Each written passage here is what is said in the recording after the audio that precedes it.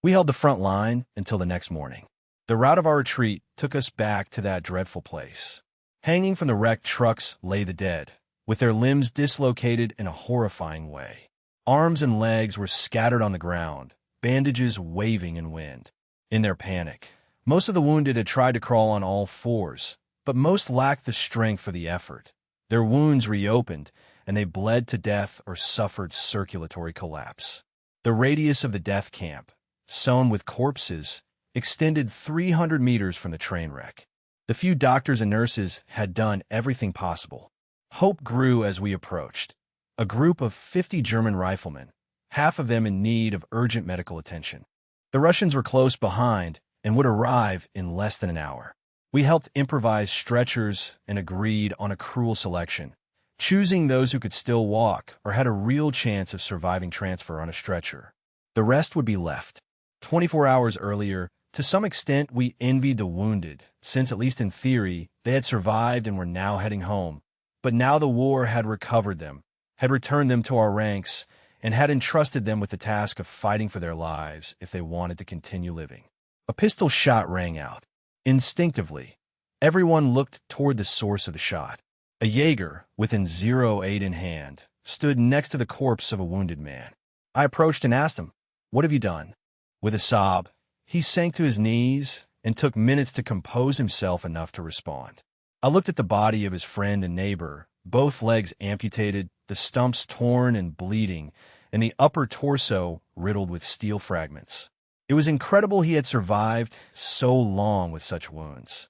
The man knew that they would leave him to fall into the hands of the Russians behind. When the two friends met, he begged him for a final act of friendship, a bullet to end his suffering. His plea was so passionate that his friend agreed to the request. This kind of thing was absolutely contrary to the regulation. As we trudged from that gloomy place, we hoped that the Russians, when they arrived, would attend to the wounded or, at least, quickly free them from suffering. It was asking much. They often tortured the wounded, and if there were no surgeons present, we would very possibly have done a favor to all the living we had to abandon. I prepared my sniper rifle and lagged about 500 meters behind the main group. We had been marching for only 30 minutes when I realized that a Russian assault troop was following us closely. I hid among the undergrowth and rested my rifle barrel on the thick forked branch of a tree. My field of fire was obstructed by bushes that the Russians used skillfully as cover.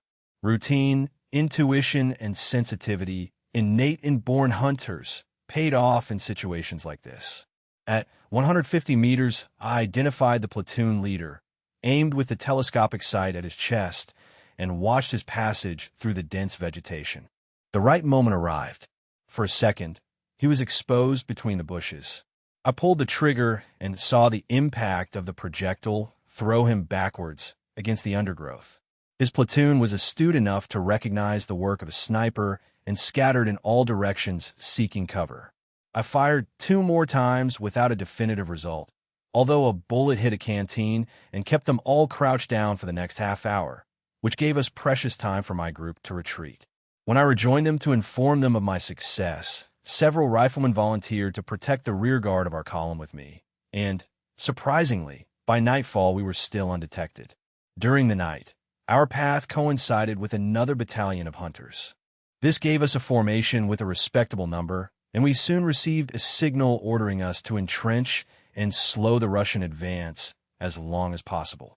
A sniper I only knew by hearsay was Joseph Roth, a Nuremberg native of my age who had volunteered for the Gebirgsjäger and, on his own, had practiced with a captured Russian rifle, like me, and had found employment as a sniper. I looked for him among the other members of the battalion, and we got along from the start.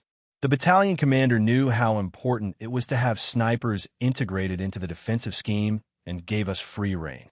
While the other riflemen dug trenches, Joseph and I carried out a joint reconnaissance of the terrain and then set about drawing up our plan.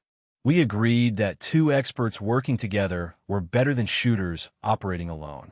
For 3 days the weather had been dry, with temperatures slightly above freezing. Around 8 o'clock the next morning, a shot lashed the trench diggers. A private collapsed, screaming.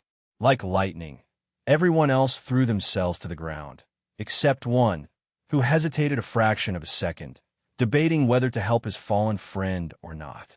He would never have heard the bullet that entered behind his left ear and leaving through the right eye, leaving a hole the size of a fist. Someone shouted, "Achtung, snipers!" From their sentry nests. The MG machine gun gunners fired bursts in the direction of the supposed sniper, but with no apparent effect. Joseph and I were still discussing our plans in the battalion headquarters when a messenger arrived breathless to report the events. The commander looked up. "Well, Jaeger, you know your duty. Solve the problem." At a trot, carefully keeping ourselves covered, we followed the messenger to a newly finished stretch of trench, where a sergeant gave us the details. A shallow gallery led from one end of the trench to a skillfully hidden observation post among some bushes. From this lookout post, we scanned the terrain in search of possible sniper hiding places, but we failed to identify any, although we suspected a particular area because it coincided with the angle of fire from which our two companions had fallen. We were watching in vain for hours. Joseph said that there was no position in front of us that seemed remotely ideal. At noon, while emptying a can of fruit full of excrement over the parapet of the trench, a third Jaeger fell victim to the Russian sniper. However, he had a little more luck than the other two, since the projectile was deflected off the edge of his steel helmet and hit him in the upper arm, where it only opened a wound. Contrary to usual, the Russian had not used an explosive bullet. At that very moment, Joseph and I were observing the enemy front line with binoculars. We both noticed how the tall grass that covered a small undulation briefly parted under the pressure wave of the shot. We had to admire the ingenuity of our adversary in creating such a perfect lair. He must have dug through the elevation from behind. The question was, did he have enough experience to abandon the position, or would he stay? The latter seemed more likely, since our three victims had been hit from approximately the same direction. We had to make him show himself, so we decided to use a decoy. Joseph would place himself about 50 meters along the trench, while I remained in the observation post. We would aim and shoot simultaneously at the place where the grass moved. A scarecrow dressed in a camouflage jacket and a field cap with a visor was prepared, and, as he crept closer to his position, Joseph handed the scarecrow to a rifleman halfway with the instruction that, in exactly 10 minutes, he carefully lift it until the field cap was visible above the parapet. Our two rifles were focused toward the presumed hiding place of the Russian sniper, waiting for the scarecrow to make its debut. When he got up, the Soviet committed his fatal mistake. He trusted too much, and that was what killed him. Evidently, he had already dismissed the idea that it was a decoy, so he was not even sure of his target when he fired from a stationary position. As soon as a shot sounded, we responded, each with one of our precious captured explosive bullets. I observed the drama through the sight, a whirlwind of frantic activity, and then something heavy being dragged. A Soviet observer offered himself to death by standing up and observing our lines through some binoculars. The two bullets went through his head simultaneously, making it burst like an overripe pumpkin. The binoculars fell on his chest without suffering damage. Now it was the Russians' turn to cower in their shelters, which allowed our diggers to resume their excavations. From our front line branched out, at various distances along its length, shallow communication trenches that led to a pair of machine gun nests. Joseph and I designed and dug 6 well-camouflaged hiding places, 3 each, located in the most advanced positions between each machine gun position. This allowed us to cover no man's land in such a way that no area was hidden from our field of fire. Our plan was to maintain a lethal crossfire until the Russian infantry advanced to 100 meters, and then switch to firing directly forward. Further down, in each branch, there were 2 more fallback positions in case we were discovered. This strategy worked and was a major contributing factor to the success of our battalion in containing the Russian attack for 2 days, during which time we evacuated our wounded, including the survivors of the ambulance train. The pressure on the Nikopol bridgehead soon became unbearable, and a new encirclement began to threaten us.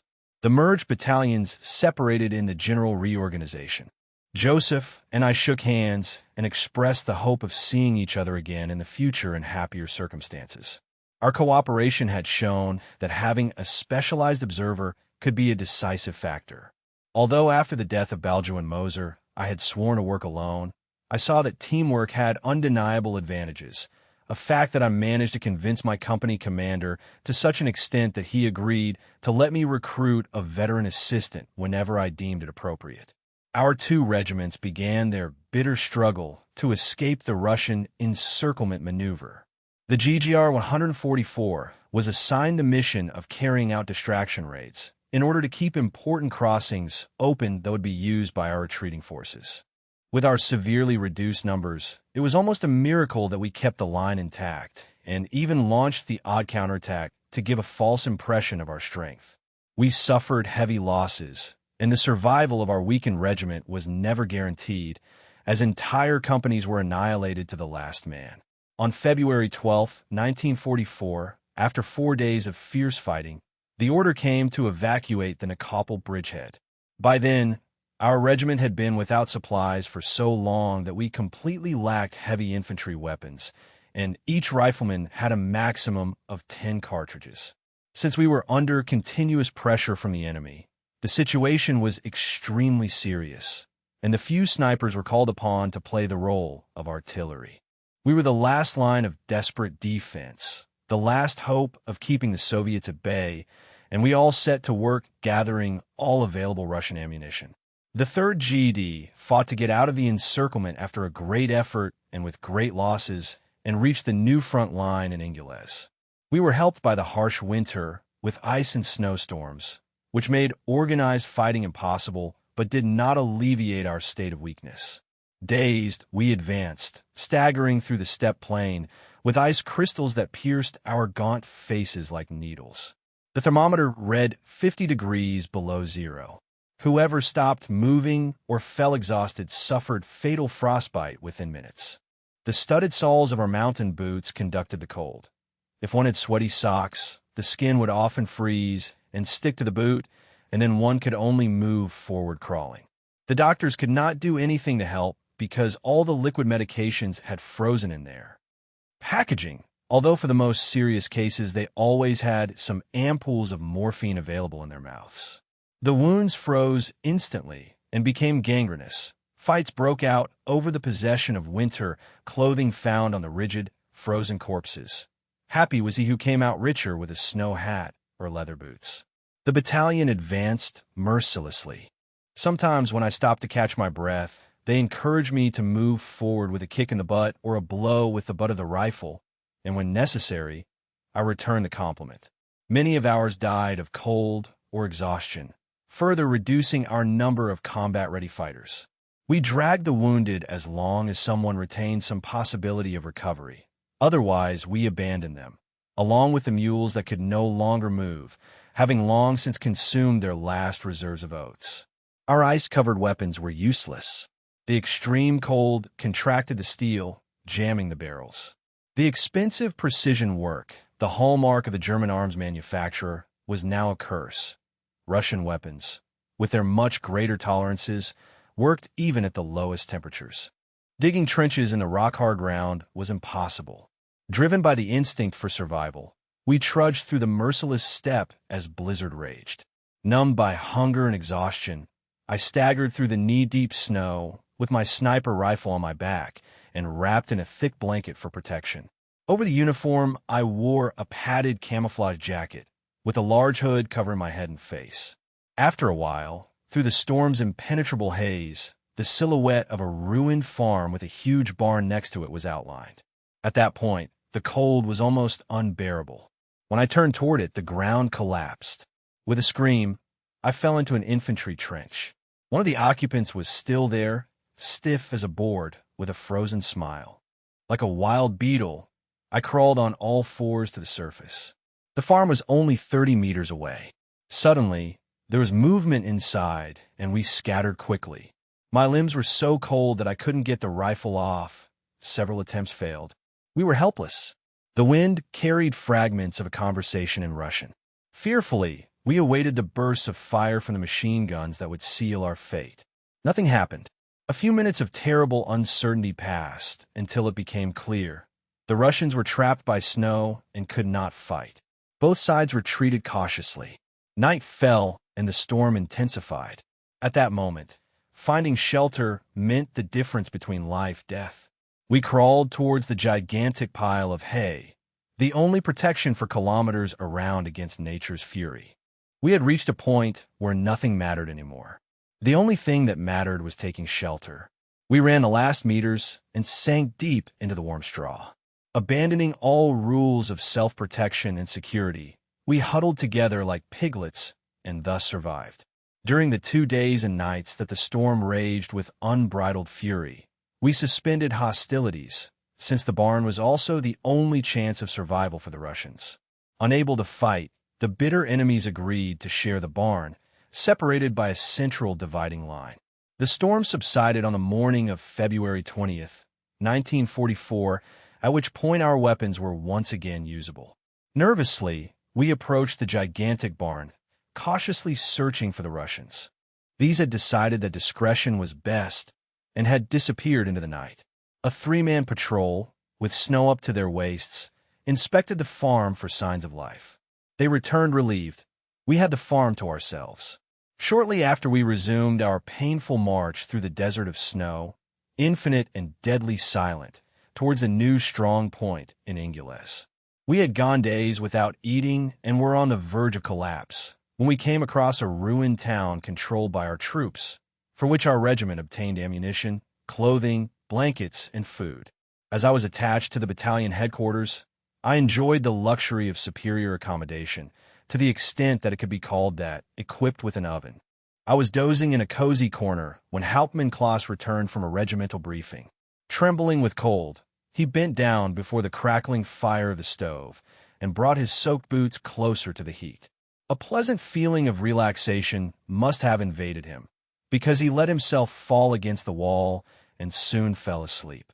Shortly after, when I glanced in his direction, I saw smoke coming out of his boots.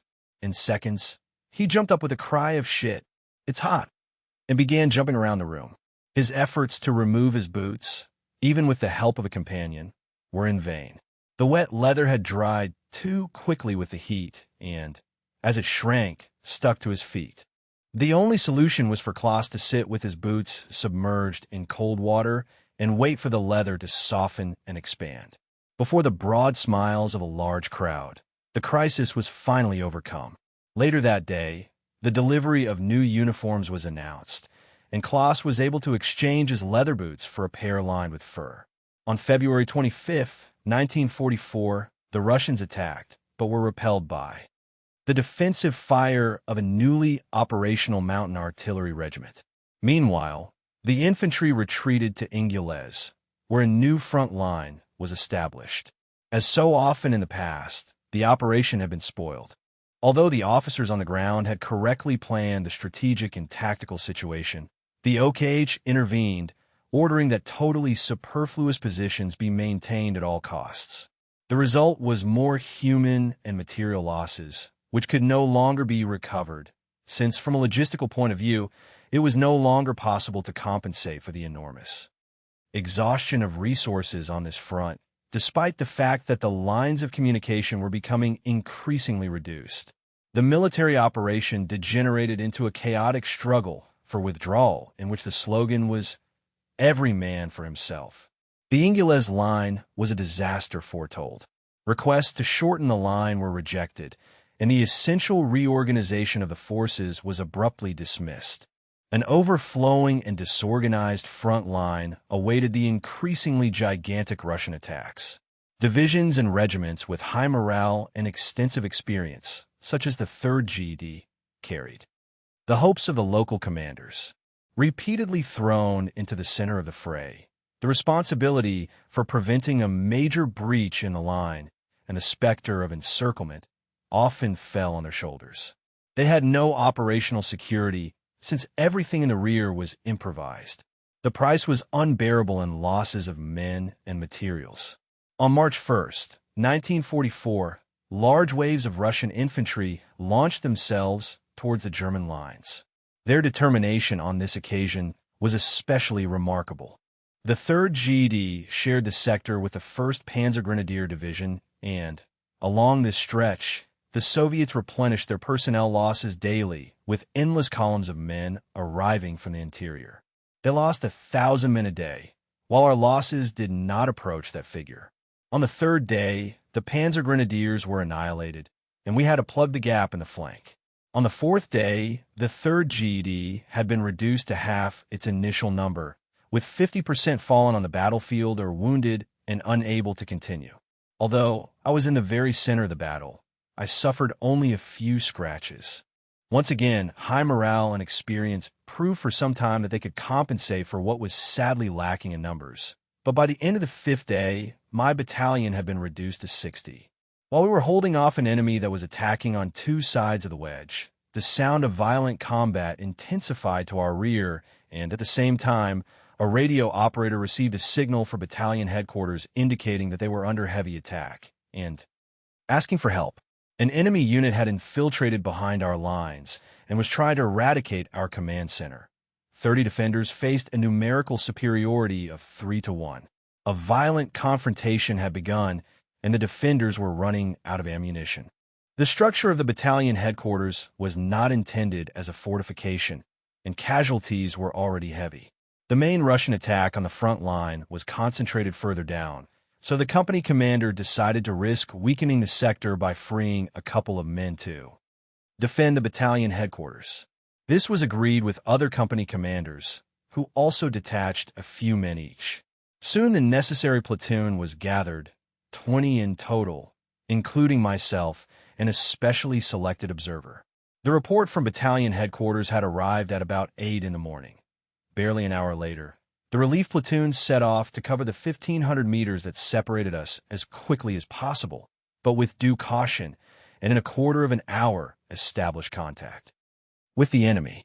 The battalion headquarters was located in a depression at the foot of an imposing hill in mostly wooded and elevated terrain.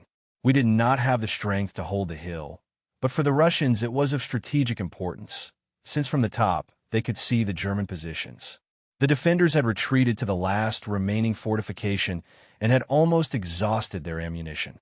In response to the devastating fire of the Russians, they responded with occasional rifle shots. The area surrounding the battalion headquarters was strewn with corpses from both sides.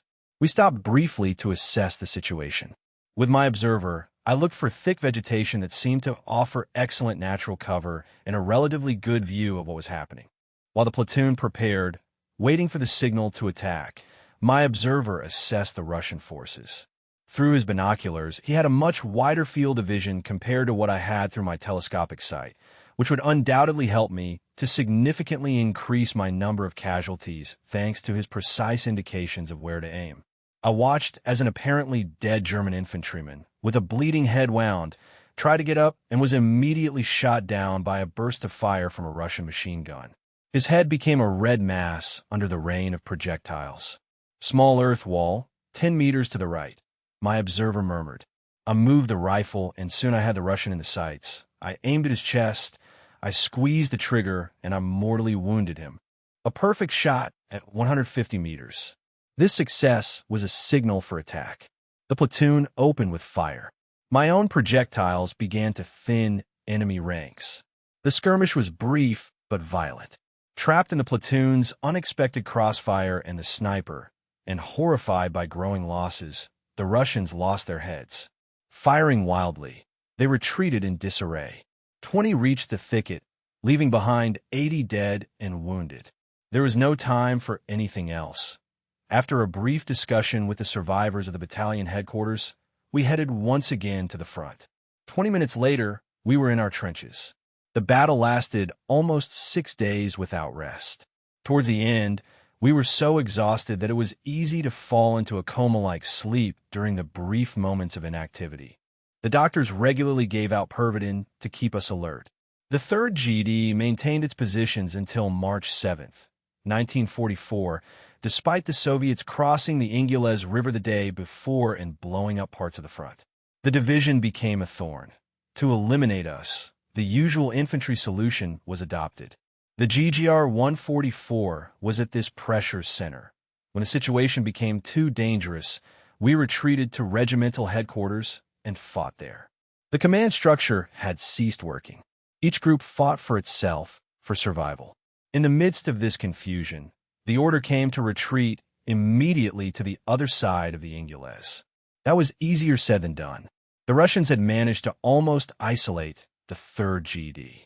Their supply line had ceased, and the main field hospital was in Soviet hands. All that remained was a defended corridor approximately 1 kilometer wide, through which the retreat had to be channeled.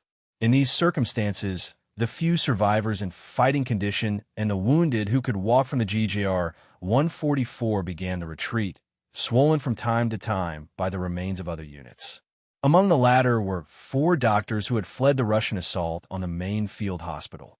The men were in great agitation and seemed on the verge of mental collapse, a sign of some terrible experience.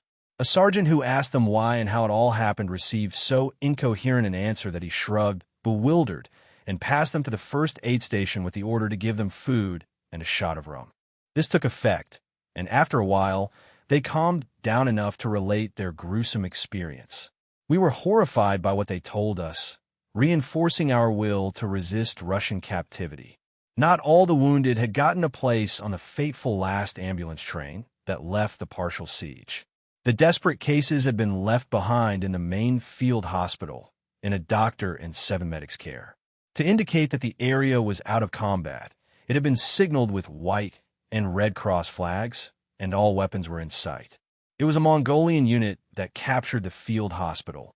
After moving cautiously from tent to tent, they surrounded the area and asked the fascist pigs inside to come out with hands up. The Mongolians approached the medical personnel nervously, weapons ready. 2 doctors exited the surgical operating tent. They had memorized some phrases from a phrasebook in Russian for soldiers on the Eastern Front and said, "We are unarmed. There are only wounded here. We surrender to the Soviet army."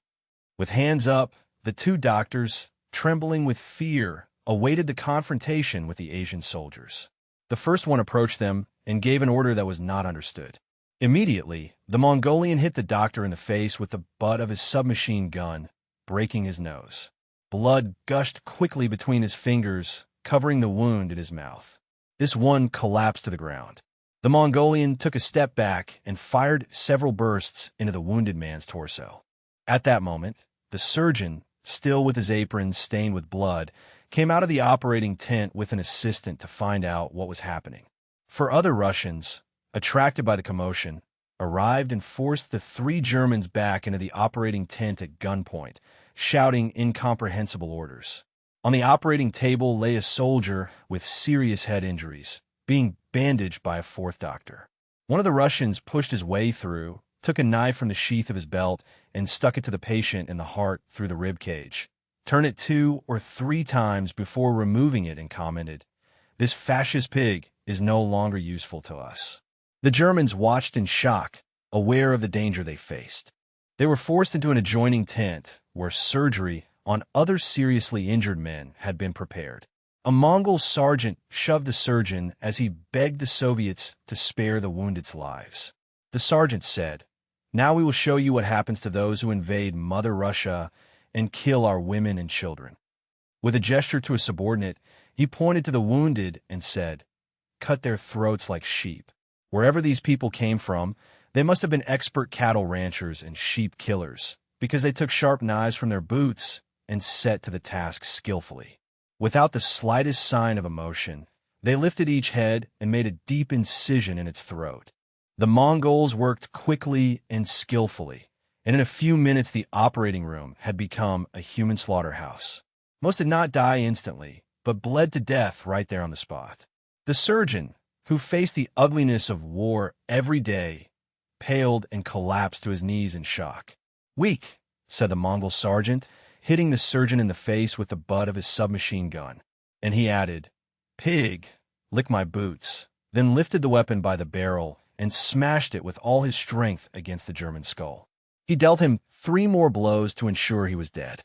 The doctors were paralyzed by horror in a corner of the tent. The Mongol pulled one of them towards him and wiped the blood-stained gun, but on his uniform. As there were no living wounded left in the hospital, it occurred to the Russians to loot it The 6 surviving doctors were forced to sit in front of the operating tent with their arms covering their heads, guarded by a single Mongol soldier, whose irritation at being excluded from the looting was evident. "Shit, damn it. Why do I have to stay here taking care of these stupid pigs? Can't I just shoot them?" he asked the sergeant nearby. "Shut your mouth and do what I tell you," the sergeant snapped. "The old man wants to talk to them. Maybe we can make them sing and tell us where their heroic comrades have hidden their supplies." One of the German doctors understood Russian quite well. "They're going to finish us off as they did the wounded," he whispered. "Anyway, we are lost. As soon as we have a chance, I suggest we fight and try to run away. Our people can't be too far away." His companion nodded in agreement. "Okay, I'll kill the Russian, then we'll go through the operating tent, jump over the amputee trench, and hide among the bushes. We will keep running until we are safe, each on his own, but try to maintain contact with the others." The Russians could be heard admiring their loot aloud, especially when they found the food storage. The Mongol sentry was now in a passionate torment and had begun to urgently ask his companions to leave him his share of it. It was their opportunity. The Russians were rummaging through boxes and drawers. The sentry watched them with annoyance and neglected his task. In a lightning movement, the doctor took a knife from his boot, pounced on the man like a tiger, grabbed him by the front edge of the steel helmet, threw it back over his neck, and, strangling him with the chin strap, pulled him out of his companion's sight. A second later, with expert anatomical knowledge, the knife was stuck in his right kidney, where he twisted it 3 times for maximum effect. The Russian was paralyzed by the sudden, terrible pain. The doctor stifled the man's moans by placing a hand over his mouth as he lowered him to the ground gently. To finish the job, he should have cut the sentry's throat. His omission would cost the lives of 2 other Germans, including his own life. The German doctors hurried through the long tent quickly. They had not reached the other end when the death croak of the Mongol sentry reached the ears of his companions. Several bursts of MP fire pierced the tent canvas nearby. The last doctor, with the bloody knife still in his hand, was hit and fell to the ground. The others kept running, jumped over the open trench for amputations, but the 5th hooked his foot on a tent rope and fell into the trench, full of severed arms and legs.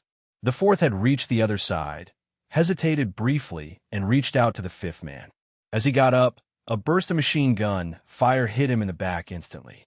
The 4 survivors reached the adjacent bushes and escaped. The rain of bullets fired against the thick vegetation did not hit any of them. The veterans always carried a small hand compass, and one of the doctors had one, which ultimately saved their lives. They took 2 days to hunt the retreating German forces and evade the enemy. After reporting the dead's names to the commanding officer, they took their place in the marching column, alone with the memory of their recent and terrible experience. "We had not eaten in days. We were dirty, full of fleas, and at the limit of our physical resistance." Upon arrival at the new battle line, we received instructions. The division had practically run out of small arms ammunition. Everyone had to think carefully about whether shooting was necessary at a given moment. Only the strictest self-discipline and composure would allow us to emerge successfully from the coming battles. The alternative was the certainty that the front would collapse, meaning death in Russian captivity. The private did not need more information. The German front had become a bulge that the Soviets intended to tie as if it were a sack. The commanders of the German 6th Army were immersed in one last attempt to avoid the threatening siege.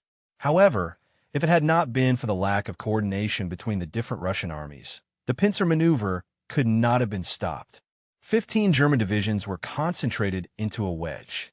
Their objective was to break the siege, cross the Ingles River, advance towards the Bug River, cross to the western bank, and entrench themselves. The 3rd GD had been chosen to spearhead this operation.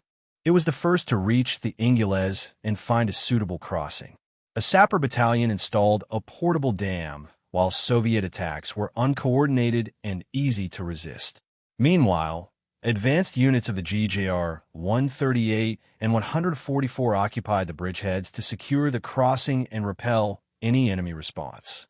On March 15, 1944, heavy rains preceded strong winds with violent hail, and later a blizzard. Without adequate shelter and without hope of receiving medical attention, the vanguard huddled in their holes in the ground, feverish and trembling. With morale low, our motley unit advanced with difficulty towards the bridgehead, next to columns of vehicles of the 3rd GD. The scale of the evacuation gave a sense of security. As we approached the Ingles, I saw through the intense hail the 2 regimental commanders arguing with their aides about defending the crossing point. I was approaching to report when, still about 30 meters away, a warning cry was heard. Acton, Yvonne, tank! At that moment, a T-34 became visible and opened fire with its machine guns. A horse was hit and began to whinny pitifully while our troops scattered and ran for cover. ASP gun tried to maneuver into position and return fire. The horse was the personal mount of the Oberst Graf von der Goltz, commander of the GJR 138 Regiment. The animal had an open wound on its hindquarters. Instead of seeking shelter, the Oberst headed to his horse. Some of the regimental officers had thrown themselves to the ground when the tank turret turned to fire at them. Flames jumped from the mouth of the beast's main cannon, and the projectile, which narrowly missed the prostrate officers, turned a group of vehicles into a pile of twisted, burning metal. Metal splinters whistled and buzzed in the air. The horse's belly was shattered. The Oberst fell as if he had been struck by an invisible iron fist. The German cannon fired at the tank, hitting the turret. A dull explosion was heard, and the T-34 burst into flames. Probably the occupants had died charred, since they made no attempt at escape. In a matter of minutes, the danger passed. I saw the Oberst struggle to his feet. He had lost his right arm, save for an irregular piece of bone protruding from the cavity. Dazed and panicked, he stared at the wound a few seconds before falling unconscious. Then help arrived. For me, it was just another episode, but for the division, it was a serious loss. Von der Goltz had been a very competent and brave leader, an unconventional officer who throughout his career had been continuously at odds with his superiors. With the Gebirgsjäger, he had finally discovered the type of leadership with which he could live and the opportunity to fully develop his capabilities. He was also the only 3rd GD commander to wear the oak leaves. After a few days, I learned that the Oberst had died of gangrene in an Odessa military hospital. On March 16, 1944, the Russians intensified their pressure on the bridgeheads defended by the GJR 138 and 144. The fighting was frenetic, but the defenders resisted strongly. The 3rd GD was among the last divisions to cross the Ingles, with the rear guard covered by a small force. Here the sniper could unleash his talent, keeping reconnaissance platoons and infantry units at bay at a safe distance, while obtaining valuable information about the enemy. During this stage of the retreat toward the Bug River, our divisions were very vulnerable, so it was essential to keep the enemy in uncertainty about our true intentions for as long as possible. The objective of the rearguard was to employ delaying tactics until the bulk of the main force had reached its new position. Deliberately remaining in contact with the enemy to influence their decisions and movements in this way required great discipline and courage, and only veteran gunners or snipers could be trusted to perform the precision work that was required. Without a doubt, the sniper was the most effective rearguard. From his camouflaged hiding place, he waited for the enemy unit that was advancing cautiously, observed its strength and equipment, and then forced it to stop with 2 or 3 quick and precise shots, which bore the distinctive mark of the sniper. This was usually enough to halt the infantry's advance for hours. During the retreat from Ingles, the German units retreated by night. I stayed behind in one of the several carefully prepared positions that were not only well hidden, but also offered some security against the effects of the bombings. The important thing was that they allowed me a quick escape without being seen. If possible, I looked for suitable places in no man's land so that our trenches and foxholes were included in my general plan. When I left the area, I left booby traps with hand grenades and tripwires. The idea was to sow confusion among the enemy during their advance, forcing them to retreat or providing me with a couple of targets to cause an effect. The game of resistance and retreat lasted 4 days. Each day, I noticed how the Russians became more cautious. In the end, I only got 1 or 2 accurate hits a day, since most of them were on the ground and stayed there. They had become experts in using cover, and their concern was to remain totally invisible. My first opportunity for an accurate shot presented itself about 100 meters from my hiding place. Probably an observer who had stationed himself behind some bushes, but gave away his position by moving recklessly. I noticed an unnatural movement of the leaves, and, when examining it with a telescopic sight, I distinguished his silhouette. I took aim at the center. The frenetic trembling of the bush's twigs confirmed that I had hit the target. I waited with great anticipation to see what the Russians would do next. Nothing. Everything was calm on the Ingulez front. After an hour, I began getting nervous. Something felt wrong. I carefully observed no man's land with binoculars, but found no sign of life. My muscles ached, and I felt the need to stretch, so I crossed my legs. Just as I rested my right foot on my left heel, I heard a rifle shot from the Russian side and felt a sharp blow to my right heel. Instinctively, I crouched in my trench to examine the painful wound.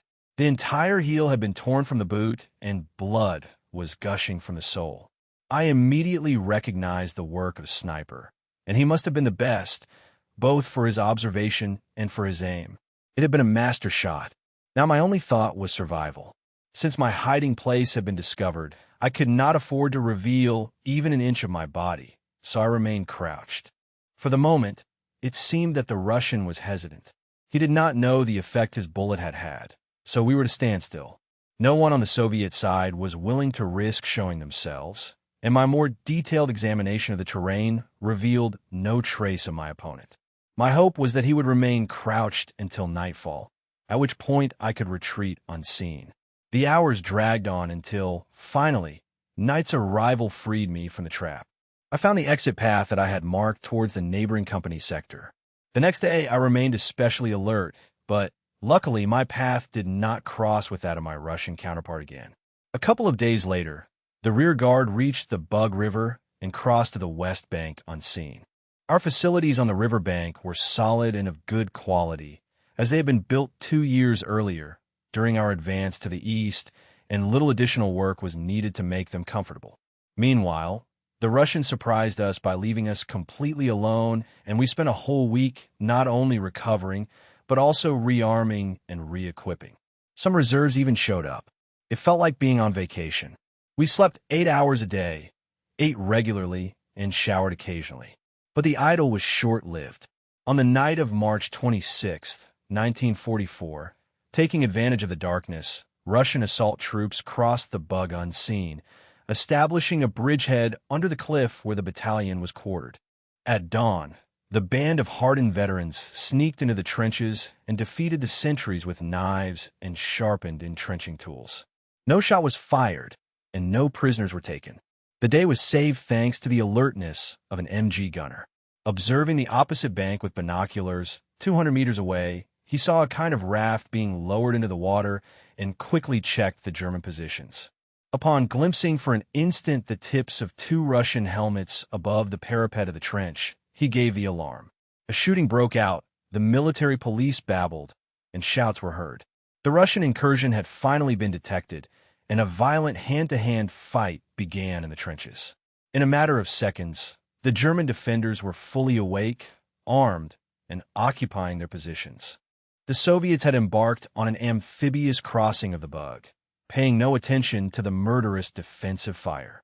Since they had neglected to bring a single piece of artillery to cover them and were relying entirely on the element of surprise, we held all the cards, and the river invasion soon found itself in serious difficulty.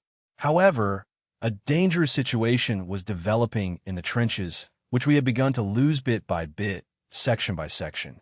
A group had formed to repel the infiltration, which had been partially successful, but the Russians clung to what they had captured, as if their lives depended on it.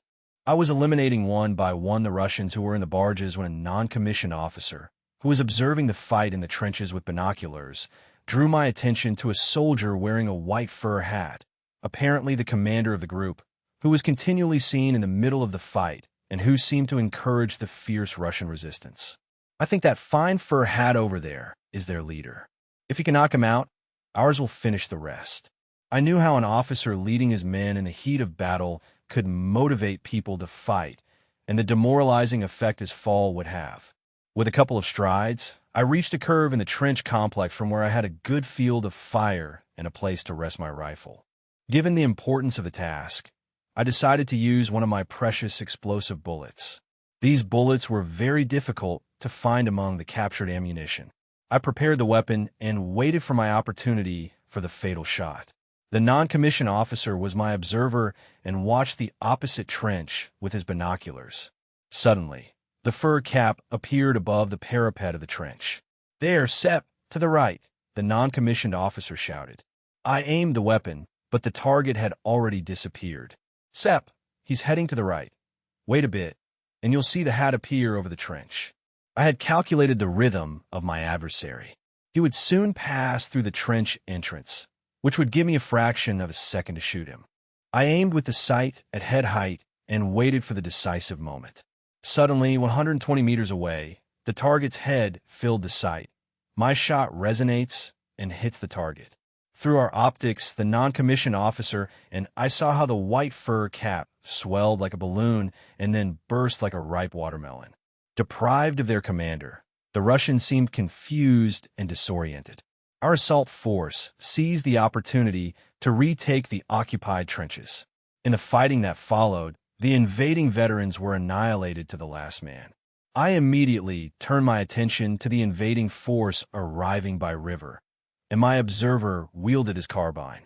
The value of a sniper lies in his ability to distribute rapid and very precise fire. The infantry aboard the boats and floats, realizing that they were an easy target from the shore, had disembarked very early in an attempt to escape the devastating fire. Shooting at the heads that peeked out in the water was a shooting gallery for the snipers. The Russians paid no attention to the casualties, and the water turned red with their blood, as if it were the drain of a slaughterhouse. A bloody broth of corpses, limbs, and internal organs floated gently down the river towards the Black Sea.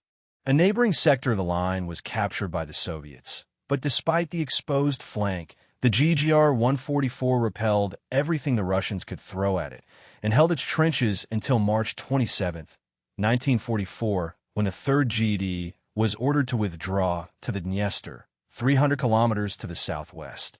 This meant a forced march of 48 hours to get out of the area, but the Russians, who had learned the lessons of the First World War well, knew it and were hot on our heels. To make matters worse, the supply line had been cut, and we were not receiving ammunition, provisions, and, worst of all, anti-tank weapons. The last truck that managed to get through brought 2 tons of dark chocolate and 500 iron crosses. This type of administrative madness led us to despair. The daily ration was now half a bar of dark chocolate and a ship biscuit, rich in ballast and very good for those prone to diarrhea. The 2 days of forced march did not achieve the expected respite. The Russians maintained their pressure on the division, and the retreat soon degenerated into an ugly pitched battle without well-defined combat lines.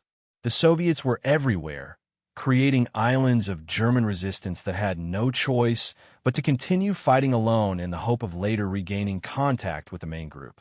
The Russian infantry had a new combat vehicle, armored half-track for infantry transport supplied under the United States Lend-Lease Pact. These machines were obviously very useful for carrying Russian soldiers to our lines and placing them behind our lines, where they disembarked and began fighting immediately. The danger could be avoided with anti-tank weapons, but we had nothing more powerful than hand grenades to use. With the roar of engines and rumble of tracks, the half-tracks headed toward our positions. With no time to lose, we quickly discussed how we were going to combat this new danger, since hand grenades did not seem like a very promising solution. Through my binoculars, I examined the approaching vehicles in search of a weak point. The front was armored and the driver was in a cabin, with vision through a small slit. In my opinion, the chances of hitting it with a rifle shot were not good, but it was probably the only way to stop the vehicle. I carefully took note of the terrain in case of course changes. The half-track advanced at snail's pace. I loaded an explosive bullet, rolled up a tent to support the rifle, aimed the weapon, and waited for my opportunity as they approached. Breathing calmly and deliberately, I aimed at the slit and squeezed the trigger slightly. The machine was about 60 meters away when, for an instant, I saw the driver's eyes through the slit, possibly evaluating the terrain ahead. I fired. Hit. Immediately, the vehicle swerved and slid sideways into a shell crater, while the tracks continued to spin and ensured that it was stuck well. The Russian soldiers on board abandoned the useless vehicle in a panic and, immediately encountering the intense fire of our riflemen, were forced to take refuge in the crater. Apparently, the driver's cabin was separate from the passenger area, making it impossible to relieve him in an emergency. I had found the Achilles heel, and hope grew that this was the solution. With my last 20 explosive bullets, I managed to kill or wound 7 of the 12 half-track drivers that day. The other 5 managed to break through our lines to unload their human cargo, but this was not of great quality, and none survived to tell the tale. Although I had been successful, the neighboring divisions were broken through in many places, which forced us to retreat once again to an organized defensive line. To our amazement, the OKH sent several Romanian bombers and an anti-tank detachment to aid us. They destroyed 24 Russian tanks and gave us the respite needed to build a new defensive line. After fighting for months without air support, the sight of friendly planes seemed almost surreal. However, the regiment remained under heavy pressure. Although the line held, we lost a third of our combat personnel. Finally, the Soviets surrendered and focused their efforts on a much weaker sector, a few kilometers further away. A unit composed mainly of young men fresh out of basic training was annihilated. In the disturbing silence, the men of the GJR 144 took advantage of a few hours of desperately needed sleep. On April 2nd, 1944, Russian armor broke through the lines and surrounded the 3rd GD. There was no time to lose to try escaping. A very risky operation was looming, since we were only equipped with small arms and grenades, and our only ally was the very inclement weather. That night, in a blizzard that reduced visibility to 50 meters, the 1,000 survivors of the regiment abandoned their positions to form a long column of 2 or 3 abreast. Every effort was made to carry the wounded. A fate worse than death awaited those who fell into the hands of the Russians. In a last farewell, many of the wounded asked for a pistol to decide the hour of their death themselves. A last handshake as a sign of mutual understanding, and the blizzard separated us from them forever. While we were still within earshot, we heard the first pistol shots. As usual, I carried my sniper rifle wrapped in a tent and slung over my back, and I carried an MP40 on my chest so I could use it quickly. I was a member of the platoon that protected the right flank. We had been walking for about an hour when I heard footsteps and fragments of conversation a few meters to the right. I assumed that I had caught up with other members of the platoon due to the poor visibility and backed up a bit. A few minutes later, several shadows became visible, and I was paralyzed by horror when hearing them converse in Russian. We were marching parallel to a Soviet phalanx. I slipped away to rejoin our column, and my expression was enough to convey the situation. Quick hand signals were exchanged. Not a word was said. Barely daring to breathe, we moved away from the Russian unit. Shortly afterwards, but still shrouded in the darkness of early morning, the division reached a busy road that crossed our retreat direction. After an hour of observing the soldiers and the traffic passing through, the commander came to the opinion that we could not cross the entire road with the regiment without being seen, and the order was given to organize a surprise raid as a distraction. The assault platoon, made up of 5 veterans and me, hid among the vegetation and watched a supply column pass. Taking advantage of a 40-meter gap between the trucks, we jumped a few meters ahead of the approaching vehicle and riddled the driver's cab with MP40 bursts. 2 of us threw grenades inside from the rear. The truck swerved into the undergrowth, and when the grenades exploded, it stopped at an angle, crossing a ditch. The cabin door opened, and, in the pale light from the burning interior, the driver stood for an instant, bleeding and gurgling, before falling face down to the ground. We immediately turned our attention to the next truck, while the various companies of our regiment hurriedly crossed the road. In a few minutes, darkness had swallowed them. We suffered no casualties. After regrouping, We continued our march toward the Kuchergen River estuary. Our retreat ended 25 kilometers from this natural defensive barrier, near the city of Bakalov. The Russian armored vehicles had already taken it and surrounded 5 German divisions. The 3rd GED and the 17th, 258th, 294th, and 302nd Infantry Divisions were involved. The pocket was 8 kilometers long by 4 wide. The city of Bakalov was on the western perimeter, and the highest point was 140 meters. The German units were in a desperate situation, with battalions made up of companies at half strength and armed only with light infantry weapons and grenades. The men were hungry and in poor physical condition, but the fear of falling into Russian hands had powerfully focused their minds. Whitman, general commander of the 3rd GD, had overall command, and his immediate priority was to break the siege and reach the German lines along the western bank of the Kuchergen.